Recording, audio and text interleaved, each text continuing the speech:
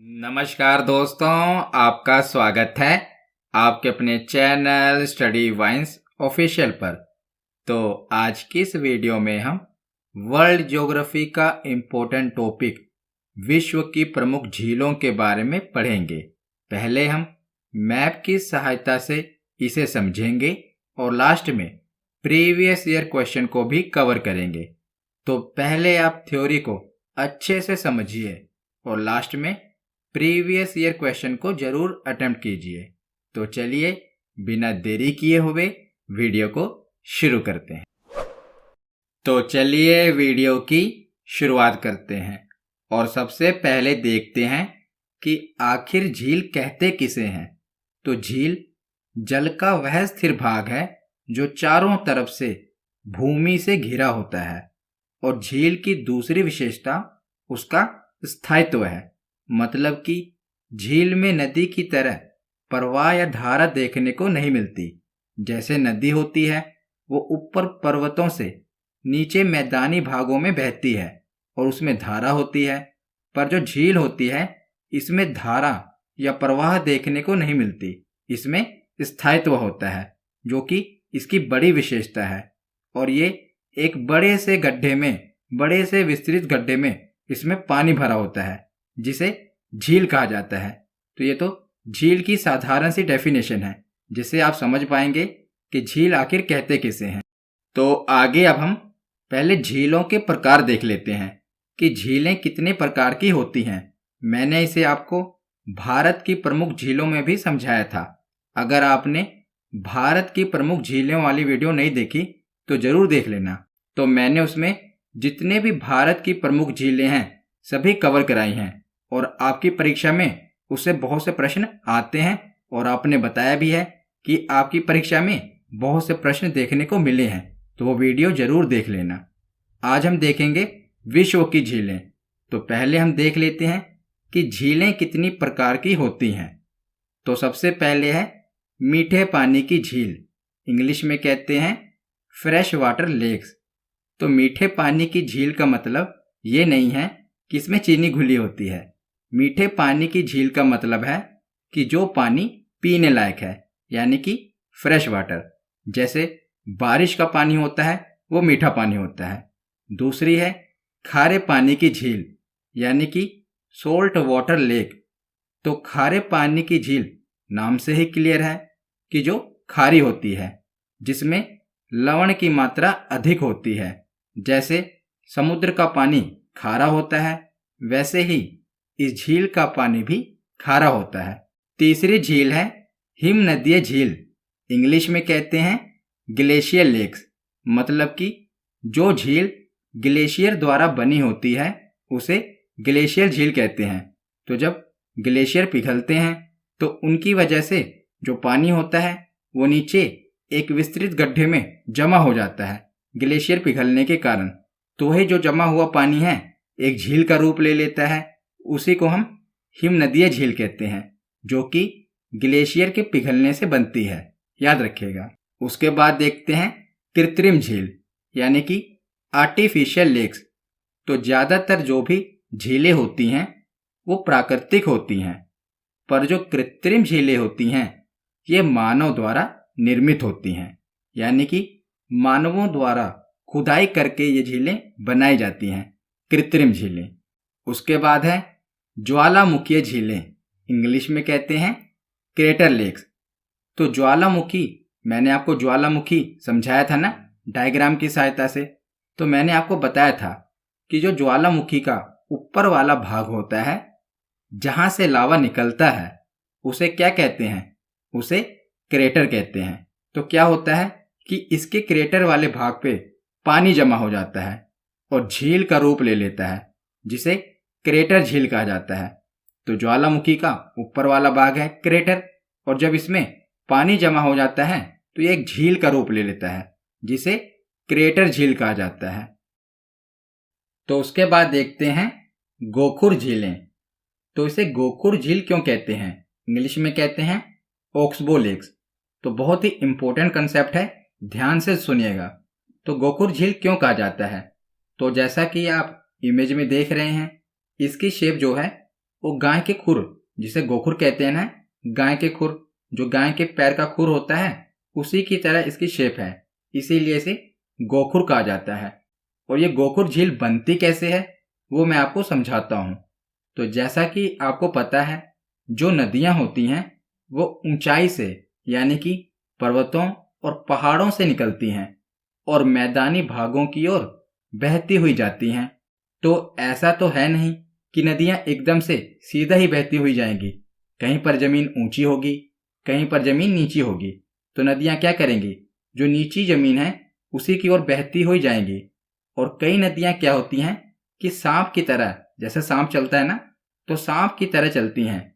जैसा आप इमेज में देख रहे हैं, यहाँ से नदी बहती हुई आ रही है और आगे आप देख रहे हैं ये जमीन का भाग जो है ऊंचा है। तो नदी क्या करती है, यहाँ से मुड़ जाती है। और जो ये आप एरिया देख रहे हैं छोटा सा, नदी यहाँ पर लगातार चोट पहुंचाती रहती है। और कुछ सालों बाद क्या होता है कि नदी इस भाग को भी काट देती है। और जो नदी पहले मुड़कर जा रही थी, अब वो नदी इस भाग को काट देगी और सीधा बहती हुई चली जाएगी। तो उसके बाद क्या होगा, जो ये वाला एरिया है वो नदी से कट जाएगा और यहाँ पर पानी जमा हो जाएगा। अब नदी सीधा फ्लो करेगी ना, तो ये वाला एरिया जो है ये नदी से कट जाएगा और इसी को हम कहेंगे गोखुर झील। मैंने शुरुआत में ही आपको बताया था कि झील में क्या होता है, स्थायित्व होता है, उसमें धारा नहीं होती। तो पहले तो ये नदी के साथ जुड़ी हुई थी, पर यह भाग अब कट गया, जिस कारण क्या हुआ, नदी अब सीधा बह रही है। तो इसी को कहेंगे गोखुर झील। तो लास्ट में है लैगून झील।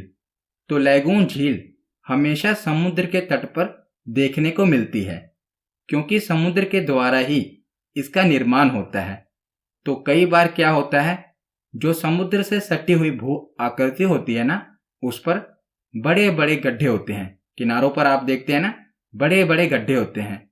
और समुद्र की लहरें क्या करती हैं, उसमें पानी भर देती हैं और किनारों पर भी कचरा यानी कि अवसाद, मिट्टी आदि जमा कर देती हैं। और अब ये वाला भाग समुद्र से अलग हो गया, क्योंकि किनारों पर तो तटरेखा बन गई और इसके अंदर पानी भर गया। तो ये खारे पानी की झीलें होती हैं, जिसे हम लैगून झीलें कहते हैं। तो अब हम एक एक करके विश्व की प्रमुख झीलों के बारे में पढ़ते हैं। तो शुरुआत हम करते हैं कैस्पियन सागर से। तो कैस्पियन सागर क्षेत्रफल और आयतन की दृष्टि से विश्व की सबसे बड़ी झील है। याद रखिएगा, आपसे एग्जाम में यही पूछा जाएगा कि विश्व की सबसे बड़ी झील कौन सी है। तो ये तो है झील, पर इसका नाम है सागर, कैस्पियन सागर। ये विश्व की सबसे बड़ी झील है। और याद रखिएगा, ये विश्व की सबसे बड़ी खारे पानी की भी झील है। कौन सी? कैस्पियन सागर। तो इसके नाम में है सागर, और सागर का पानी आपको पता है खारा होता है, तो इससे आप रिलेट कर पाएंगे। और यह विश्व की सबसे बड़ी खारे पानी की झील है। यह एशिया की भी सबसे बड़ी झील है। और बात करें कैस्पियन सागर की, तो ये 5 देशों के साथ इसकी सीमा लगती है। ये देश भी याद रखिएगा, एग्जाम में पूछे गए हैं। कौन कौन से देश हैं? तो रूस, कजाकिस्तान, तुर्कमेनिस्तान, अजरबैजान और ईरान। इन 5 देशों के साथ कैस्पियन सागर की सीमा लगती है। आप वर्ल्ड मैप में देख रहे हैं, यह है कैस्पियन सागर।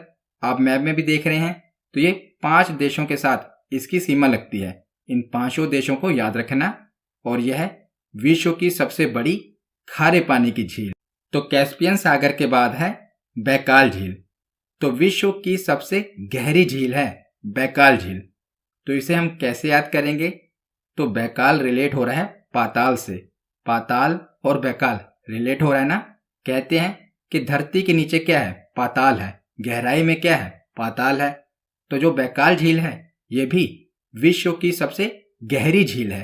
तो इससे आप इसे रिलेट कर सकते हैं। देखना, जब ये क्वेश्चन आएगा ना, तो आपके दिमाग में ये बातें चलेंगी और आपको याद रहेगा कि बैकाल और पाताल हमने रिलेट किया था।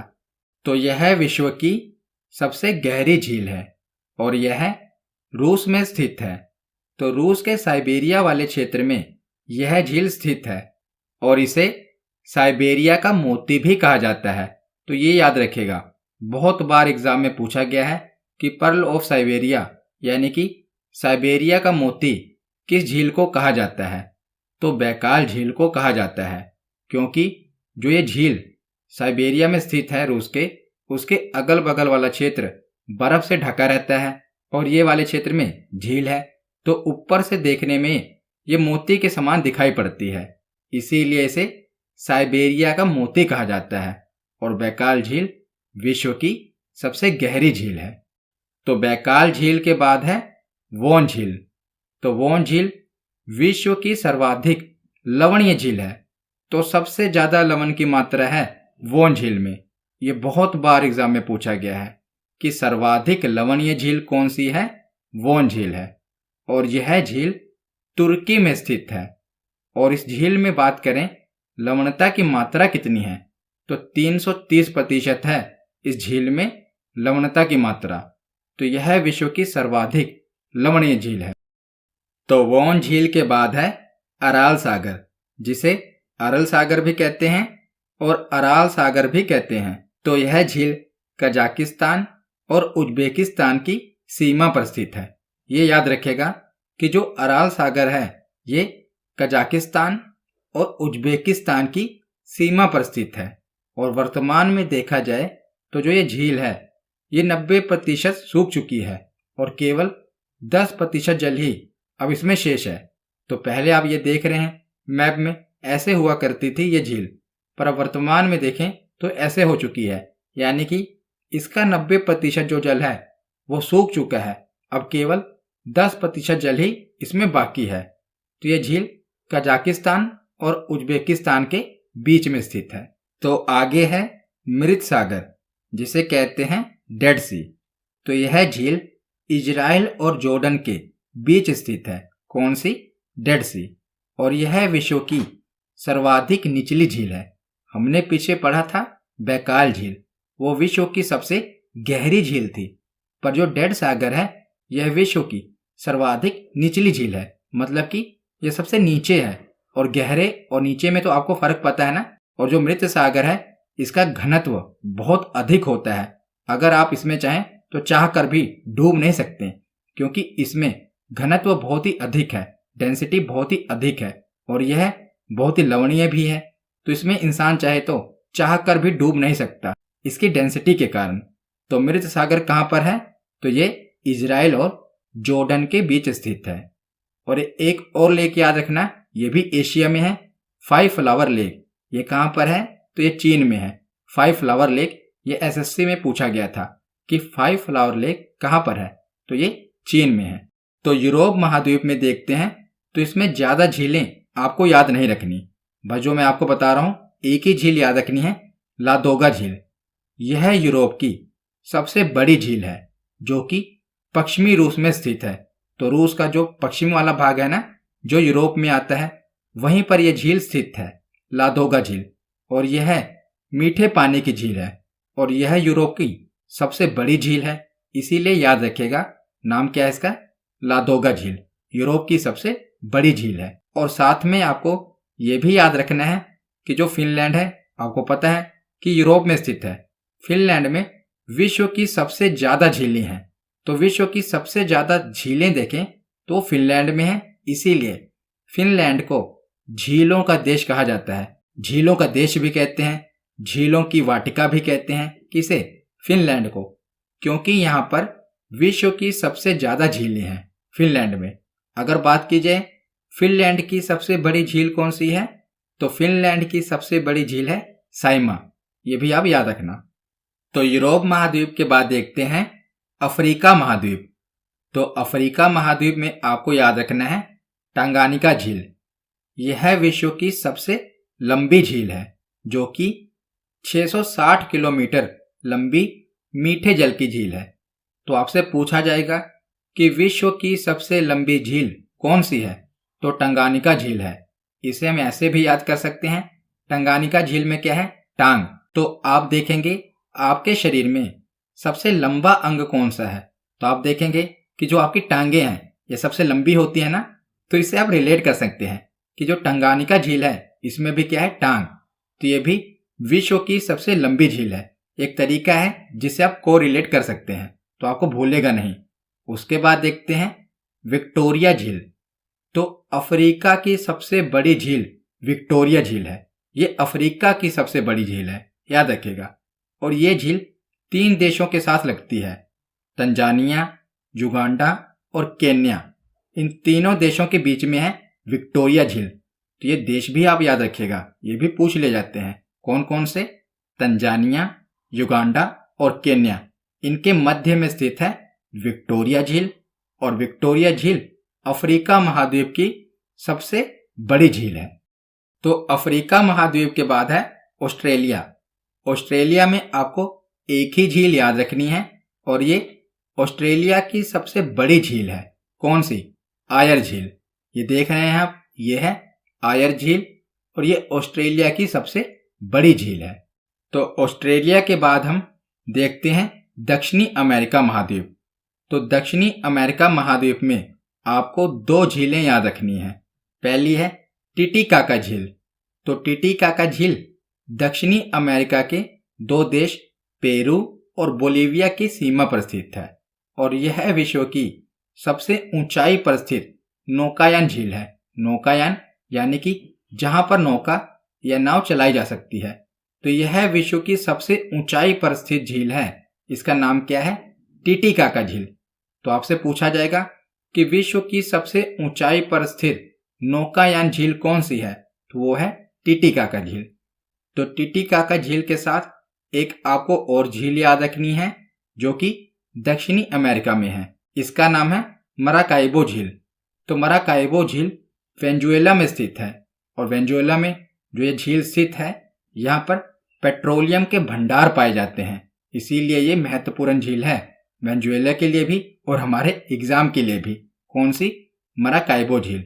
तो दक्षिणी अमेरिका के बाद देखते हैं लास्ट में एक महाद्वीप बचा हमारा उत्तरी अमेरिका। और इसमें जो भी झीलें मैं आपको बताऊंगा ये मोस्ट इंपॉर्टेंट हैं और ये तो एग्जाम में पूछे ही जाएंगी। तो उत्तरी अमेरिका में ग्रेट लेक्स जो कि 5 झीलों का समूह है, उसे हम कहते हैं ग्रेट लेक्स। ये कनाडा और संयुक्त राज्य अमेरिका के सीमा पर स्थित है। 5 झीलों का समूह है और इसको हम ग्रेट लेक्स कहते हैं। और इन्हीं झीलों के समूह को अंगुली नुमा क्षेत्र भी कहा जाता है।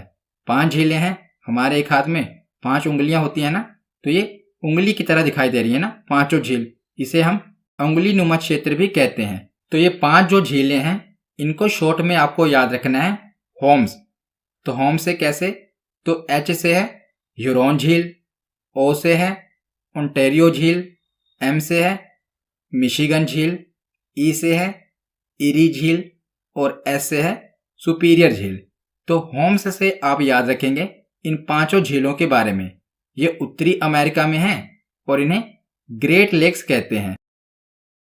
तो जो मिशिगन झील है, हमने अभी पढ़ा ना ग्रेट लेक्स के बारे में, उसमें 5 झीलें थीं, पर उन 5 झीलों में जो एक झील है मिशिगन झील, ये पूर्ण रूप से अमेरिका में स्थित है।